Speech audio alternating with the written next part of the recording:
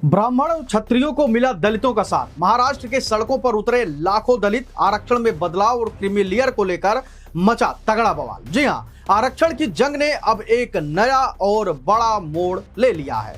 जिस आरक्षण में वर्गीकरण की मांग को लेकर अब तक ब्राह्मण और क्षत्रिय समाज के लोग सड़कों पर थे, अब उसी मांग को लेकर महाराष्ट्र की सड़कों पर लाखों दलित खुद उतर आए हैं। क्रीमी लेयर हटाओ और वर्गीकरण लाओ के नारों से पूरा महाराष्ट्र गूंज उठा, जिसने न सिर्फ देश की राजनीति में हड़कंप मचा दिया है, बल्कि कई स्थापित दलित नेताओं की भी नींद उड़ा दी है। महाराष्ट्र के नासिक, नांदेड़, जालना और बीड़ जैसे जिलों में इस वक्त जबरदस्त माहौल बना हुआ है। हजारों लाखों की संख्या में एससी समाज के लोग हाथों में नीला झंडा लेकर सड़कों पर उतर चुके हैं। प्रदर्शनकारियों का साफ साफ कहना है कि अनुसूचित जाति की सभी 59 जातियों को बिना किसी भेदभाव के समान अधिकार मिलने चाहिए। उनका सीधा आरोप है कि 13% एससी आरक्षण का सबसे बड़ा हिस्सा केवल कुछ गिनी चुनी और प्रभावशाली जातियां ही डकार जा रही हैं, जबकि बाकी 59 जातियां आज भी जहां की तहां खड़ी हुई नजर आ रही हैं और आरक्षण का असली लाभ उन तक कभी नहीं पहुंच रहा है।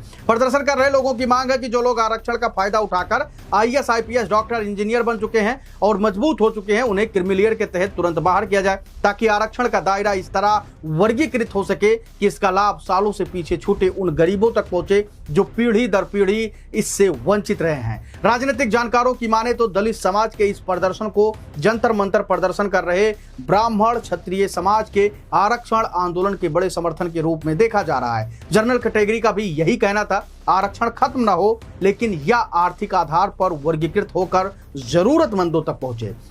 अब जब दलित समाज खुद सड़कों पर उतरकर वर्गीकरण की बात कर रहा है, तो जनरल कैटेगरी का स्टैंड और भी मजबूत होता हुआ दिखाई दे रहा है। दूसरी तरफ इस प्रदर्शन से स्थापित दलित नेताओं और अफसरों में हड़कंप मच गया है। नेताओं का तर्क है कि इससे दलित समाज की एकता खंडित होगी, जिस पर सड़कों पर उतरे प्रदर्शनकारियों का करारा जवाब आ रहा है कि एकता का डर सिर्फ उन लोगों को सता रहा है जो पीढ़ियों से खुद आरक्षण का सारा फायदा समेट रहे हैं, लेकिन जब गरीब भाइयों को हक मिलने की बारी आई तो इनके पेट में दर्द होने लगा। हाल ही में सुप्रीम कोर्ट के वरिष्ठ वकील अश्विनी उपाध्याय ने भी अपनी जनहित याचिका में यह मुद्दा उठाया था कि कुछ प्रमुख जातियां ही सारा लाभ उठा रही हैं और बाकी जातियां आज भी जस की तस स्थिति में नजर आ रही हैं। ऐसे में अब बड़ा सवाल यह है कि क्या सरकार सड़कों पर उतरे इस जनसैलाब के आगे झुककर वर्गीकरण और क्रीमी लेयर का ऐतिहासिक फैसला लेगी? अगर ऐसा हुआ तो आरक्षण को लेकर बड़े बड़े पदों पर बैठे लोग सूची से बाहर होंगे और असली गरीबों का भला होगा। अब देखना होगा कि आने वाले दिनों में सरकार इस पूरे आंदोलन पर